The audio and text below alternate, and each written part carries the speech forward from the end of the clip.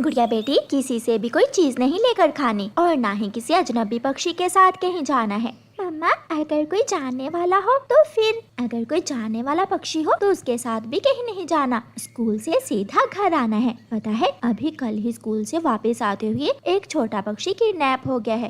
कालू, छुट्टी का वक्त हो गया है, जल्दी करो। रुको रुको, मैं बच्चे डालने वाला थैला ले लूं और तुम कैंडी उठा लो। दोनों बुरे कौवे अपने घर से निकलते हैं। दोनों कौवे जंगल में स्कूल के रास्ते पर जाकर एक वीरान सी जगह पर बैठ जाते हैं। कालू, वो देखो, बुलबुल का बेटा आ रहा है। ये तो बहुत आसान शिकार है। जैसे ही बुलबुल का बेटा कौवों के पास आता है, गोरी कौवी उसे कैंडी दिखाती है। यहाँ आओ बुलबुल के बच्चे, यहाँ आओ, लो ये कैंडी ले लो। वो छोटा पक्षी, छोटा बुलबुला वहाँ आ जाता है। आंटी, एक कैंडी मेरी मम्मा के लिए भी दे दे। इसे जल्दी से खा लो, फिर मैं तुम्हें ऐसी 5 कैंडीज और भी दूंगा। बुलबुला जल्दी से वो कैंडी खा लेता है। कैंडी खाते ही बुलबुला बेहोश हो जाता है। कालू कौवा जल्दी से बुलबुले को उठाकर अपने थैले में डाल लेता है और दोनों कौवी और कौवा वहाँ से भाग जाते हैं। चींटी एकदम ताजा माल है, नरम नरम मांस खाओगी तो याद करोगी। मैं भी अपना वादा पूरा करूंगी। इस थैले में मकई है, ये सारी मकई तुम्हारे लिए है। जाओ मजे करो, पूरे 1 महीने का भोजन है इसमें। कौवा और कौवी खुश हो जाते हैं। चींटी, अगर कोई और पक्षी मिला तो क्या ले आए उसे? जब भी कोई पक्षी मेरे लिए लेकर आओगे, बदले में 1 थैला दाने का मिलेगा। गौरी और कालू चले जाते हैं। मेरा बेटा चिड़िया, मेरा बेटा घर नहीं आया, न जाने वो कहाँ चला गया है। बुलबुल रोती हुई चिड़िया के पास जाती है। बुलबुल बहन, अभी कुछ दिन पहले मैना का बेटा भी किडनैप हो गया था। न जाने हमारे जंगल में क्या हो रहा है। इतने में कबूतर दौड़ा दौड़ा आता है। बुलबुल बुलबुल, देखकर पहचानो, ये पंख किसका है? बुलबुल तो देखते ही अपने बेटे का पंख पहचान लेती है। ये पंख तो मेरे बेटे का, मार दिया, किसी जालिम ने मेरे बेटे को मार दिया। ये पंख मुझे वीरान जंगल से मिले हैं। शायद किसी ने आपके बेटे को खाकर पंख वहाँ फेंक दिए होंगे। कौवा और कौवी को तो मुफ्त का भोजन मिल रहा था, इसलिए वो कौवे अब रुकने वाले ना थे। अभी 5 दिन ही गुजरे थे कि कौवा और कौवी अपना थैला और कैंडीज लेकर स्कूल के रास्ते में जाकर बैठ जाते हैं। कालू, न जाने क्यों आज मुझे डर लग रहा है। अगर पकड़े गए तो जेल हो जाएगी। दिल बड़ा करो, मुफ्त का भोजन खाना भी कोई आसान काम नहीं है। वो आ गई चिड़िया की बेटी। गुड़िया भी कौवों के पास आ जाती है। छोटी चिड़िया, कैंडी लोगी? गुड़िया बेटी, अगर कोई पक्षी कोई चीज खाने को दे तो लेकर मत खाना। गुड़िया को अपनी मम्मा की बात याद आती है। हाँ हाँ, मैं खाऊंगी, लाइए दे। कालू, ये तो बहुत पागल चिड़िया है, बहुत जल्दी फंस गई हमारे जाल में। लो छोटी चिड़िया, लो ये कैंडी जल्दी से खा लो। गुड़िया कौवे से कैंडी पकड़ती है और खाने की बजाय उसे अपने पीछे फेंककर मुंह हिलाने लगती है। ये कैंडी तो बहुत मजे की थी। और फिर गुड़िया बेहोश होने का नाटक करती है। कालू जी, जल्दी से उठाओ इसे और थैले में डाल लो। कालू कौवा जल्दी से गुड़िया को थैले में डाल लेता है। थैले के एक सुराख में से गुड़िया एक आंख लगाकर बाहर देख रही थी।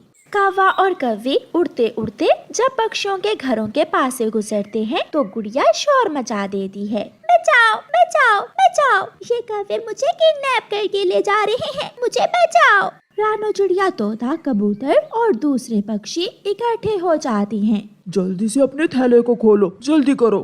कौवा डरते डरते थैला खोलता है तो अंदर से गुड़िया बाहर निकल आती है। मम्मा, यही है वो कौवे जो छोटे बच्चों को किडनैप करते हैं। छोटी चिड़िया, तुम तो कैंडी खाकर भी होश नहीं हुई। क्योंकि मैंने कैंडी खाई ही नहीं थी, मैंने कैंडी झाड़ियों में फेंक दी थी। मम्मा चिड़िया अपनी बेटी को गले से लगा लेती है। पुलिस, जल्दी आओ, छोटे बच्चों को किडनैप करने वाले पकड़े गए हैं। पुलिस वैन आती है और गोरी और कालू को पुलिस वैन में डालकर ले जाती है। मेरी बेटी बहुत अक्लमंद है, मेरी बेटी ने बुराई को अंजाम तक पहुंचा दिया। फिर सब पक्षी बहुत खुश होते हैं और कौवे सारी उम्र जेल में कैद रहते हैं। मम्मा, छुट्टियां थोड़ी रह गई हैं, मुझे नानू के पास ले जाओ ना।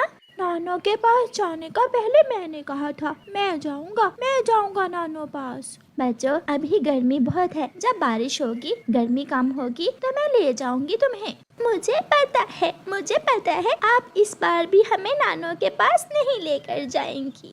फिर थोड़ी देर बाद कुकू और गुड़िया नदी से पानी पीने निकल जाते हैं। नदी पर बैठे बैठे कुकू गुड़िया से कहता है, नानों का घर कौन सा दूर है, वो सामने वाले बड़े पेड़ों के पास तो रहती है नानो। जी देखने में ही ऐसा लगता है। पता है जब पिछली बार मैं मम्मा के साथ गई तो पूरे 2 घंटे लगे थे नानों के पास जाने में।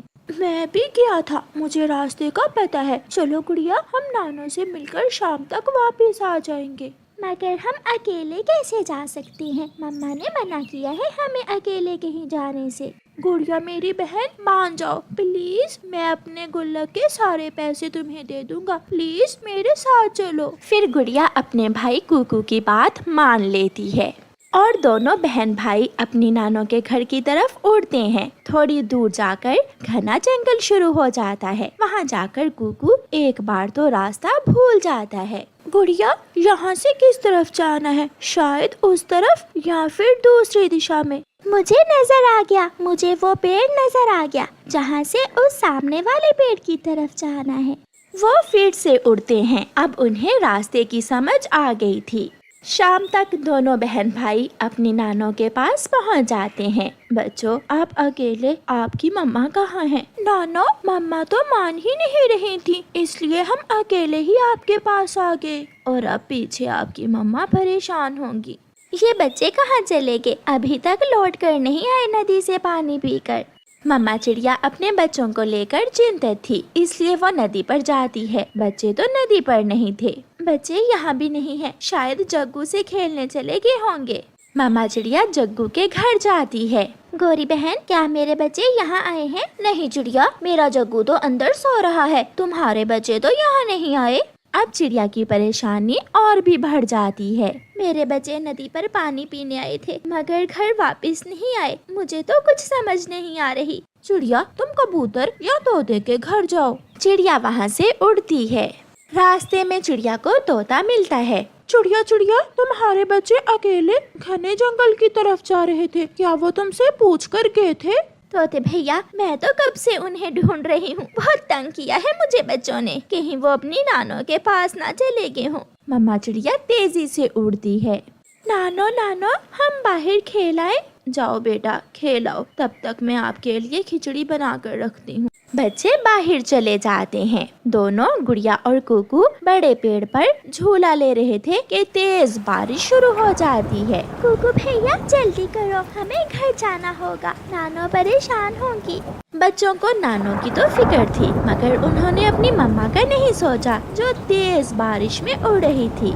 मम्मा चिड़िया एक घने पेड़ के पत्तों में छुप कर बैठ जाती है। ऊपर वाले मेरे बच्चों की रक्षा करना, इतना अच्छा लगे जब मैं माँ के पास जाऊँ तो बच्चे वहाँ ही बैठे हुए हों। ऐसा कहते हुए मम्मा चिड़िया रोने लग जाती है। मैं कुछ नहीं कहूँगी बच्चों को, गलती मेरी ही है। अगर मैं बच्चों को नानों के पास ले जाती तो वो कहीं दूर ना जाते, ना जाने ये बारिश कब रुकेगी। मम्मा चिड़िया फिर से उड़ती है। हवा में उड़ना बहुत मुश्किल था मगर मम्मा चिड़िया बेचारी क्या करती। बहुत मुश्किल से मम्मा चिड़िया अपनी माँ के घर पहुँच जाती है। मम्मा चिड़िया दरवाजे पर दस्तक देती है। एक छेद में से गुड़िया मम्मा को देख लेती है। कुकू कुकू भाई मम्मा आ गई। दोनों बच्चे अलमारी के पीछे छुप जाते हैं। जब बिना पूछे आए थे तब डर नहीं लगा तुम्हें अपनी मम्मा से, अब डर रहे हो? उनकी नानो दरवाजा खोलती है। माँ मेरे बच्चे वो घर में ही हैं, तुम शांत हो जाओ बेटी। ये सुनकर मम्मा चिड़िया की जान में जान आती है। अब उन्हें मारना ना, मैंने बहुत समझाया है उन्हें, वो बहुत डरे हुए हैं। मम्मा चिड़िया घर में चली जाती है। मेरी माँ ने मेरे लिए खिचड़ी बनाई है, वो भी ऐसी बारिश में। अगर मेरा कुकू और गुड़िया यहाँ होते तो वो भी खा लेते। ये सुनकर दोनों बच्चे जल्दी से अलमारी के पीछे से निकलकर आ जाते हैं और अपनी मम्मा के गले लग जाते हैं। मम्मा मम्मा हम यहाँ ही हैं। मम्मा सॉरी, मुझे पता है आप परेशान हुई होंगी। खिचड़ी ठंडी हो रही है, जल्दी से सब खिचड़ी खा लो। फिर वो सब हंसने लगते हैं और खिचड़ी खाने लगते हैं।